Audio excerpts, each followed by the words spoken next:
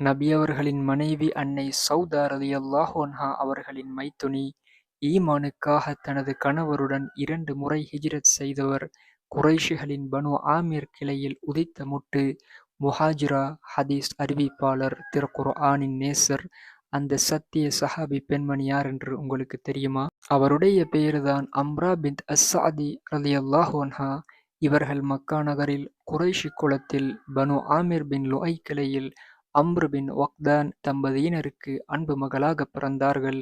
இவர்களது சகோதரர் அப்துல்லா பின் அஸ்-ஸஅதி ரலியல்லாஹு அன்ஹு அவர்களும் ஒரு ஸஹாபிதான். இஸ்லாத்தின் பேரொளி மக்காவின் வீதிகளில் மெல்லப் பரவத் தொடங்கிய அந்த ஆரம்ப காலத்திலேயே தனது கணவர் மாலிக் பின் ஸம்ஆ ரலியல்லாஹு அன்ஹு அவர்களுடன் இணைந்து சத்திய மார்க்கத்தை மனமுவந்து ஏற்றுக்கொண்டார்கள்.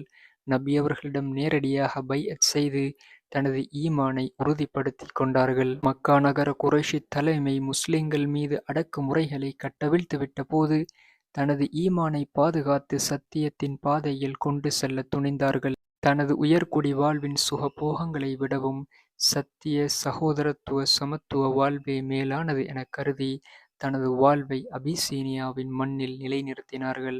சிறிது வருடங்களில் அங்கிருந்து மதீனாவை நோக்கி ஹிஜ்ரத் மேற்கொண்டார்கள்.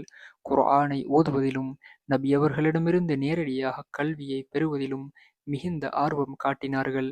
மக்காவின் சித்திரவதைகள், அபிசீனியாவின் தனிமை, மதீனாவின் தியாக வாழ்வு என அனைத்தையும் நேரில் கண்ட சாட்சியாக மிளிர்ந்தார்கள். இதுதான் இஸ்லாத்தின் விடியலிலேயே தன்னை சமர்ப்பித்த, கணவரோடு கடல் கடந்து ஈமானை காத்த, குர்ஆனின் நறுமணத்தை தனது வாழ்வில் சுமந்து நின்ற அம்ரா பின்த் அஸ்-ஸஅதி ரலியல்லாஹு அன்ஹா அவர்களின் வாழ்க்கைச் சுருக்கம்.